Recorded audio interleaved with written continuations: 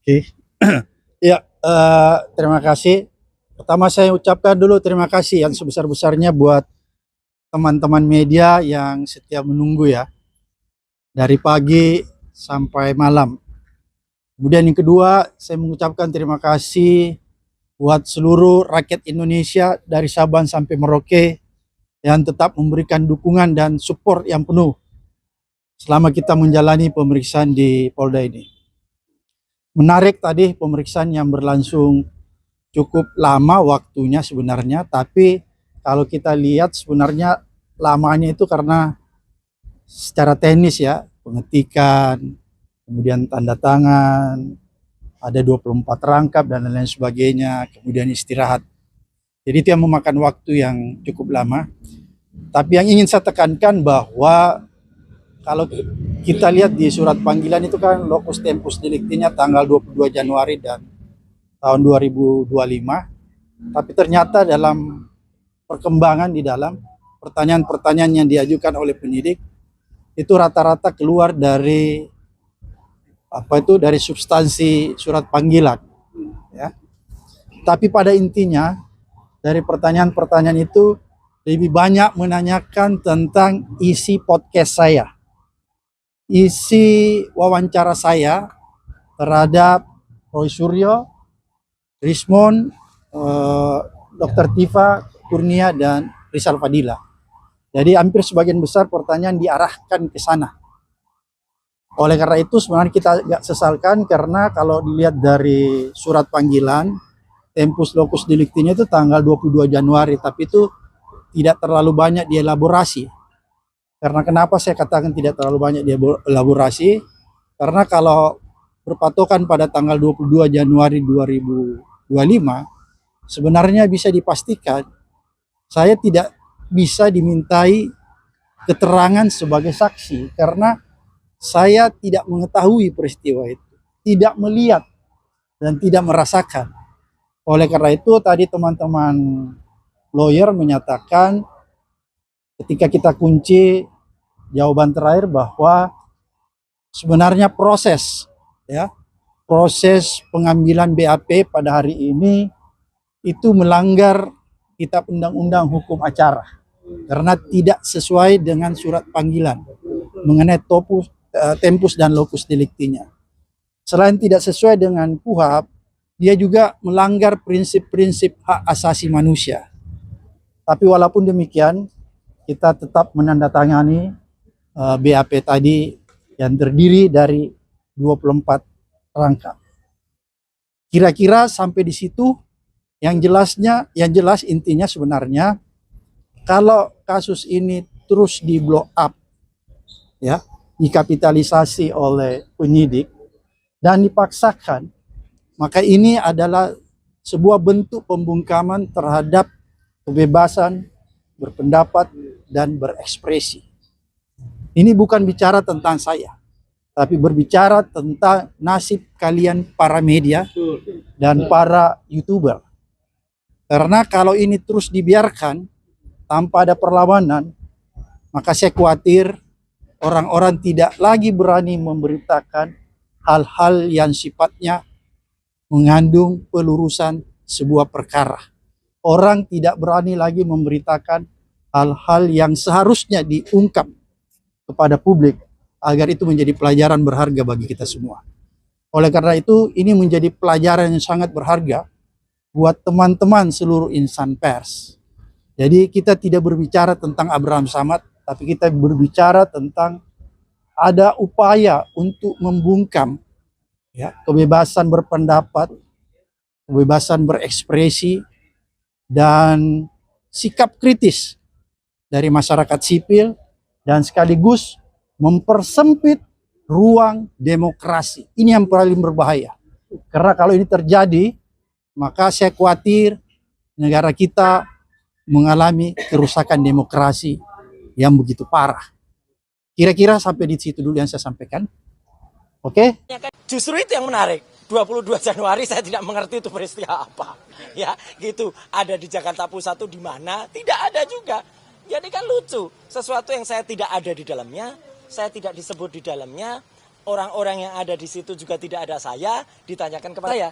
Jadi sama aja kalau teman-teman ditanya, Anda ada di situ? Nggak ada. Oke, begitu Anda nggak ada, Anda tahu nggak siapa-siapa yang di situ? Kayaknya nggak ada.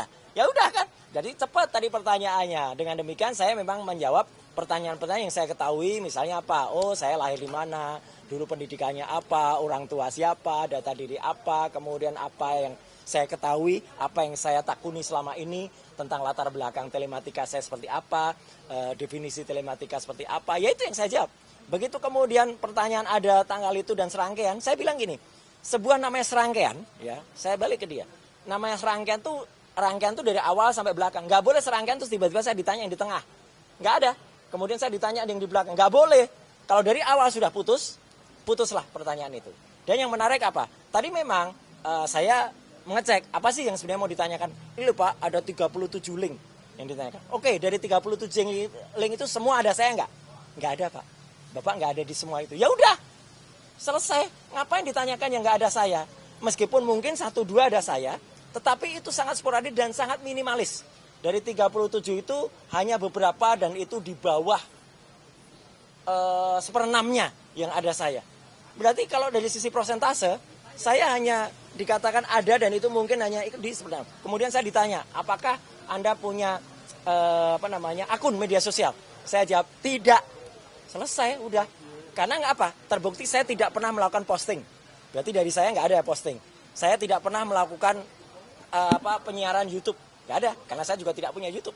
Ya kan gitu. Dan kalau misalnya saya diajak tampil di sebuah acara, siapa yang punya YouTube dong? Siapa yang tampil dong? Masa saya tampil di TV? Misalnya ada di Nusantara TV, di iNews, di Kompas, di Metro. Ada yang belum saya sebut? Nanti saya diprotes. Enggak ya? Nah itu kemudian saya diminta kemudian tanya, itu idenya dari mana? Siapa yang ada di sana? Kan ya nggak perlu. Ya kan, saya diundang selaku narasumber. Kalau saya diundang narasumber, jangan salahkan saya. Gitu loh. Dan jangan salahkan TV-nya. Teman-teman saya bela loh ya, media. Masa ini semua terus mau dibela? Masa media mau dikriminalisasi semua? Masa YouTube mau diundang semua? Nggak boleh kayak gitu. Nah akhirnya, ya sudah. Pemeriksaan itu akhirnya cepat sekali. Apa yang bisa saya jawab dan saya jawab. Meskipun tadinya memang saya harus tanda tangan 24 berkas. Memang banyak ya 24 berkas, tapi masing-masing berkas itu semua sudah clear saya jawab dan saya jelaskan posisinya, bahkan saya jelaskan penggunaan Undang-Undang ITE di pasal 32 dan 35 itu seharusnya bagaimana. Kemudian saya jelaskan juga soal bagaimana pasal 160 KUHP yang itu pasal penistaan ya, karena maunya tadinya ada tulisan itu penistaan, pasal penghasutan ya, saya jelaskan penghasutan itu sudah ada peraturan MA yang kemudian itu mengatur bahwa itu harus menjadi ada bukti, tidak hanya bukti formil tapi juga ada bukti material. Jadi harus ada yang benar-benar terbukti menghasut. Kalau misalnya dikatakan, oh ini ada yang terhasut Pak, misalnya ada peristiwa di Solo, katakanlah begitu, ya. Saya tanya, peristiwa di Solo tanggal 16 April itu ada saya atau enggak? Enggak ada Pak. Ya udah, kalau enggak ada saya ngapain ditanyakan? Jadi mostly semua pertanyaan tidak ada saya dan tidak perlu kemudian dilanjut. Jadi ya udah, tanda tangan, selesai. Total pertanyaannya berapa tadi? Total pertanyaannya memang cukup banyak. Tapi pertanyaan-pertanyaan itu saya sayang saja ya kenapa Polda harus menghabiskan tinta, menghabiskan kertas untuk menanyakan sesuatu yang nggak ada hubungannya dengan saya. Ada 118 pertanyaan dengan 52 halaman. Ya, dan semua saya jawab clear, tidak ada yang tidak saya jawab, ya. Jangan salah, saya bukan tidak menjawab. Semua saya jawab. Ya, semua saya jawab ke 118 pertanyaan itu dari awal sampai akhir. Dan semua selesai, jadi bukan menunda nanti akan ada lagi atau ini belum selesai atau nanti tunggu apa, enggak. Tidak ada itu, semua selesai dan alhamdulillah tadi pada print out yang ke-23 ya, itu ternyata kejadian lucu ini. Sama persis seperti yang kami alami di UGM, listriknya mati. Jadi agak lama nunggu setengah jam itu nunggu listrik hidup lagi dan kemudian nunggu itu ngeprint. Tapi sekali lagi petugas Polda Metro Jaya profesional, unit 5 Kamnek, begitu mati di situ mereka langsung membawa berkas itu keluar, file itu, kemudian di print di unit lain yang masih nyala, dan kemudian jalan lagi, jadi tidak terganggu. Terima kasih untuk Polda Metro Jaya dan dengan sertijab Pak Kapolda yang baru, Pak Irjen Asep. Selamat. Pak Sore, apa yang berbeda di tahap penyidikan ini nih, pertanyaannya dengan tahap penyidikan? Ya, di tahap penyidikan ini saya lihat ada beberapa link yang ditunjukkan ke saya, yang 37 link itu, ya, gitu. Saya heran katanya yang dilaporkan awalnya kan 26, kok sekarang jadi 37. Itu link wawancara dengan media? Ya ada wawancara, ada postingan, ada apa. Tapi yang menarik ya, nggak ada saya gitu loh. Jadi ngapain ditanyakan kalau nggak ada saya? Jadi Gitu. artinya 118 pertanyaan juga nggak ada menyangkut. Iya, kalaupun ada sangat minim, sangat minor. Saya hanya dipanggil selaku orang yang terundang ya, gitu. Bukan saya memiliki keinginan lain loh ya. Saya memiliki keinginan untuk tampil, misalnya di TV. Apa saya minta iNews tolong undang aku dong gitu. Atau NTV, Kompas tolong dong undang, kan enggak gitu kan. Jadi ya sudah. Jadi karena kemudian itu ya, saya juga tidak menjatuhkan teman-teman media. Ya, ada pertanyaan menurut saya tidak perlu ya ditanyakan. Idenya dari siapa, temanya apa, siapa produsernya. Ya saya nggak ngerti kalau produsernya siapa, ya kan? Gitu, ngapain aku harus menjatuhkan teman-teman. Jadi teman-teman jangan khawatir, ya kita harus kompak. Ya jangan mau juga media dan para YouTuber itu dipersalahkan, ya. Media terutama punya undang-undang pokok pers nomor 40 ya tahun 19 itu harus ada. Pemanggilan media, pemanggilan teman-teman yang punya kartu pers itu memang harus terlindung dari situ.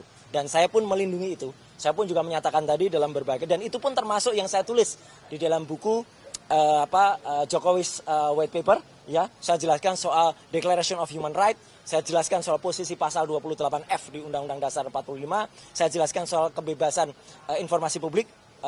Undang-Undang Nomor 14 tahun 2008, termasuk juga bagaimana Undang-Undang informasi dan transaksi elektronik. Jadi saya kira itu, ya. Kalau terkait buku white paper itu tadi dibahas Enggak, cuman itu akhirnya ketika selesai, penyidik ini terus terang saja banyak bertanya tentang buku itu dan mereka belajar sangat banyak dari buku itu. Mereka tanya soal metodologi apa. Karena pertanyaan tentang metodologi nggak ada di situ. Di BAP itu nggak ada pertanyaan itu. Tapi ketika itu ditanyakan secara lepas ya saya jawab. Karena itu keilmuan kita, keilmuan nanti insya Allah Pak Respon juga akan menyampaikan, atau Dr. Tifa, saya jelaskan buku itu terdiri dari tiga basis ilmu. Ilmu telematika. Telematika itu telekomunikasi, media, dan informatika. Multimedia dan informatika itu termasuk digital teknologi dan juga analog teknologi. Saya juga menerangkan bahwa dulu saya juga pernah meneliti tidak hanya soal foto digital, tapi foto analog. Mantan presiden waktu itu, ya nggak perlu saya sebutkan siapa, yang pernah berfoto dengan seorang wanita, ya itu juga saya jelaskan. Siapa yang punya rekaman suara waktu itu, mantan presiden juga dengan mantan jaksa agung waktu itu, ada di saya terangkan tadi, ya gitu. Tapi itu tidak ada dalam BAP karena itu tidak ditanyakan. Yang ada pada BAP itu justru saya diminta untuk menjelaskan tentang siapa gitu. Ya kan namanya saksi. Itu tidak boleh kita kemudian menerangkan yang tidak kita lihat, kita dengar sendiri. Itu namanya testimonium di auditu. Testimonium di auditu itu tidak punya nilai bukti, ya gitu. Jadi sekali lagi terima kasih ya atas waktunya, atas kesabarannya. Ya. Kalau pemeriksaan hari ini kan berlangsung cukup cepat. Apakah ini karena pemeriksaan di hari kemarin yang hingga pukul 4 pagi? Apakah Enggak. ada hubungannya dengan pemeriksaan? Itu juga termasuk saya tanyakan tadi, ya gitu. Jangan sampai kemudian apa yang terjadi, mungkin penjawabannya, ya mungkin waktu kemarin itu ngeprintnya kelamaan juga, ya. Jadi ini koreksi juga kepada Polda Metro, ya. Jaga apresiasi tadi ngeprintnya cepet, ya. Jadi saya tadi juga kasih cara gitu ya ngeprintnya, ya gitu biar cepet gimana, pakai network, pakai LAN. Filenya gini disebar, cepet, set sekali prek, udah tinggal ditandatangan selesai. Ya itulah, ini namanya kita saling kolaborasi, ya kan. Insya Allah teknik ini juga dipakai bukan hanya di kasus kami, tapi di kasus teman-teman yang lain. Jadi kalau pemeriksaan itu cepat, efisien, terukur, dan juga patut dan layak, ya juga diundang serasa patut dan layak. Saya kira itu, ya. Ini sudah selesai dua yang diperiksa hari ini juga? Ya, insya Allah itu sebentar lagi selesai. Ya, Pak Rizal Fadilah, saya dengar sudah mulai ngeprint. Ya, Bu Kurnia saya belum tahu update-nya, tapi insya Allah dalam waktu yang segera. Dan besok ada juga Bu Tifa, Dr. Tifa. Ya, kemudian lusa itu ada Pak Respon dengan Michael Sinaga. Nah, itu ya. Oke. Kenapa? Siapa? Silakan tanyakan yang bersangkutan. Saya kalau menjawab itu namanya saya tidak saksi. Ya, itu namanya testimonium di auditu. Saya diajari loh hebat ini loh ya. Yang berkas yang ditandatangani ada 20? Ada 24 berkas. Saya kira sama semua ya. Kemarin-kemarin juga ada 24. Saya nggak tahu nantinya kenapa. Apa mungkin karena terlapornya ada 12, nanti kali 2 atau mau dibagi 2. Itu hak dari penyidik. Sekali lagi, penyidik secara profesional dan teman-teman dia secara profesional, kita bersatu. Ya, kita dukung kerja mereka. Saya sama sekali tidak, bahkan kita menyalin mereka senang banget ya dikasih tahu gini supaya cepet, supaya lancar anunya gitu, semua juga lancar. Gitu ya teman-teman, terima kasih banyak ya. Oke, makasih. Alhamdulillah, makasih. Lokus deliktusnya yaitu 26 Maret 2025. Nah, hari ini berubah. Tempus dan lokus deliktinya adalah 22 Januari 2025. Dan itulah menjadi direlasikan atau direlevansikan dengan kegiatan-kegiatan riset kami setelahnya, dan bagaimana kegiatan kami mengunjungi alma mater kami Universitas Gadjah Mada. Jadi intinya pada hari ini ya, saya menjelaskan secara sedetil-detilnya ya kajian ilmiah saya, karena memang kita ini orang-orang yang berbeda, orang-orang yang tidak pernah ketemu sebelumnya, dan disatukan dengan nilai akademis, nilai-nilai saintifik. Saya dengan Bu Tipa juga kenalnya 15 April 2025 di UGM, bahkan di depan ruang 109 Fakultas Kehutanan UGM. Tapi kita dipertemukan dengan nilai saintifik itu. Itulah yang saya jelaskan sedetil-detilnya, sehingga saya hanya jawab hari ini 2 pertanyaan saja. Karena saya merasa saya harus menjelaskan sedetil-detilnya, bahkan tadi ada ini bagian tulisan saya menjadi bagian buku Jokowi's White Cover, saya print dalam bentuk buku juga, dan kami serahkan sebagai pertimbangan dan petunjuk kepada penyidik, dan kami jelaskan semua urutan-urutannya, mulai dari lintasan stempel, uji overlay, uji gradient analisis, proportional spacing dan kerning, terus uji NPE ya, noise pattern analysis, dan lainnya, sehingga ya kami ingin membuktikan bahwa kami ingin memenuhi rasa ingin tahu kami sebagai peneliti, apakah ijazah yang diupload oleh Dian Sandi Utama itu, kader PSI itu, yang diklaim secara sepihak itu asli, ya kami buktikan dengan metode kami. Begitu juga dengan lembar pengesahan yang kami foto sendiri di ruang 109.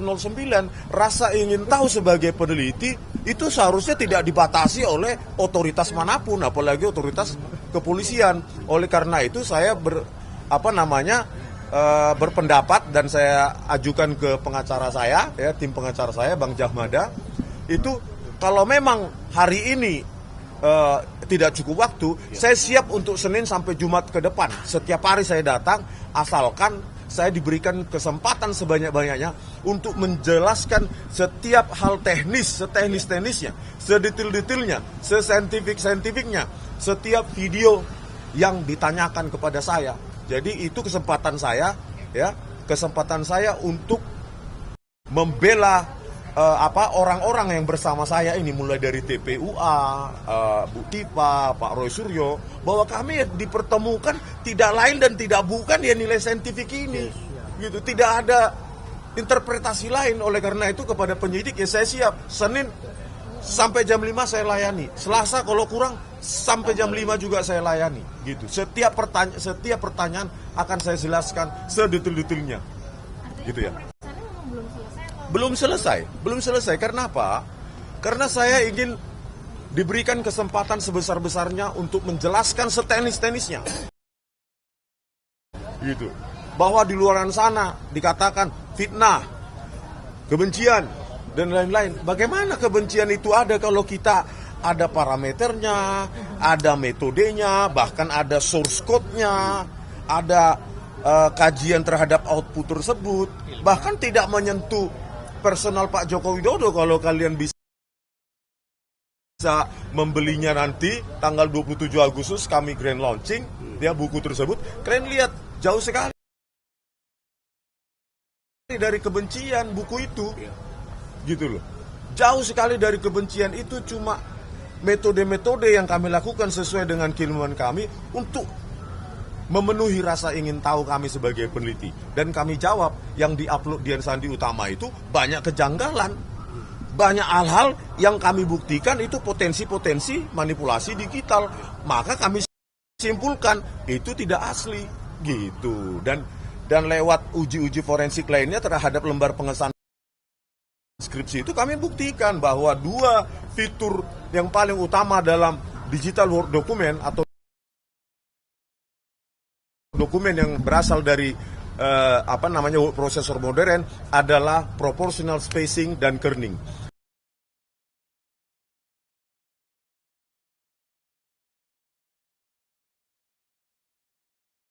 Proportional spacing artinya ruang untuk tiap huruf adaptif, berubah-ubah sesuai dengan misalnya I dengan A dengan N itu berbeda-beda. Kerning itu jarak antar huruf itu berbeda-beda, jarak antar kata berbeda-beda sesuai dengan string adjustment pada algoritma di word processor tersebut. Jadi ya sudah kami buktikan. Kan selalu saya bilang peneliti bisa salah, tetapi tidak boleh bohong. Nah pertanyaannya, jika Bareskrim menyatakan penelitian kami salah, mana yang benar? Buktikan. Tunjukkan kepada publik, itu baru kita menjadi negara yang beradab. Gitu. Saya ada tambahan, kemarin saya diperiksa sebelum Bang Rismon Sianipar ya. Jadi ternyata bukti-bukti yang mereka berikan sekitar 37 video maupun link ya dan postingan itu sama ya, kurang lebih sama. Dan memang ada bagian dari yang saya posting, yang katakanlah mereka katakan bahwa itu postingan saya, atau mereka katakan bahwa itu postingan dari Bang Rismon ataupun Bang Roy dan para 12 orang yang lain gitu ya. Dan itu kan perlu diverifikasi, karena tidak begitu saja kita katakan bahwa itu postingan kita ya, karena kan ada deepfake sekarang ini, ada cloningan akun dan sebagainya, dan itu memang membutuhkan digital forensik. Jadi tidak semata-mata, tidak serta-merta harus kita jawab itu ya. Nah kemudian berkaitan dengan apa yang disampaikan oleh Bang Rismon, jadi intinya sebenarnya itu persoalan ijazah ini sudah selesai ya, karena kami bisa buktikan secara saintifik dan sudah kami tulis ya menjadi sebuah jejak abadi dalam bentuk buku Jokowi's White Paper gitu. Nah rupanya ya dugaan saintifik saya itu sepertinya pihak-pihak yang melaporkan kami ini ketakutan, artinya ya ketakutan, sehingga mereka kemudian kan sudah melakukan kepada kami itu pasal-pasal yang ngawur begitu ya. Jadi arahnya itu ke arahnya ujaran kebencian, ke arah hasutan, dan itu sebetulnya bisa kami patahkan dengan mudah. Ya, satu, bahwa kami itu adalah para ilmuwan, para akademisi, para aktivis. Kedua, apa yang kami sampaikan itu adalah hak sebagai warga negara yang dilindungi oleh Undang-Undang Dasar 1945 pasal 28 dan Undang-Undang Keterbukaan Informasi Publik. Jadi artinya tidak hanya kami, tapi seluruh warga negara, termasuk yang sudah terlanjur dikriminalisasi oleh Joko Widodo, yaitu Bambang Tri dan Gus Nur sekalipun, ya ketika mereka kemudian terjerat pasar kriminalisasi itu, sebetulnya mereka itu dilanggar hak asasi manusia mereka, begitu ya. Jadi intinya seperti itu. Jadi jangan sampai, ini para kuasa hukum kami juga sedang menggodok, ya, bahwa jangan sampai ya isu utama itu ijazah palsu. Karena kami sudah membuktikan secara saintifik memang ijazah itu palsu, maka kemudian kami dibelokkan, kami menghasut, kami melakukan ujaran kebencian. Jangan sampai itu terjadi. Masyarakat Indonesia 287 juta rakyat menyaksikan dan mereka menjadi mencerdas. Jadi jangan mudah untuk mengkriminalisasi siapapun dengan pasal-pasal yang ngawur itu ya. Terima kasih. Dipastikan. Bentar Bang ya. Tadi info dari penyidik saya tanya, di mana saya minta ijazah ditunjukkan. Katanya sedang ada di lab 4. Yang kedua, berita acara penyitaan ada tapi tidak mau menunjukkan. Yang ketiga, saya dapatkan informasi dari penyidik bahwa analisa atau uji forensik terhadap ijazah atau barang bukti yang lain itu belum selesai dilakukan, tetapi kami sudah dipanggil dengan dugaan tindak pidana.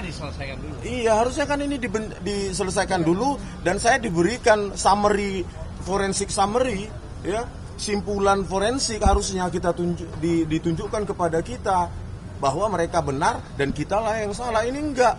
Simpulan forensik belum keluar dan katanya masih dalam antrian forensik, ya. Tetapi kami sudah dituduh macam-macam. Bagaimana ini Pak Prabowo Subianto?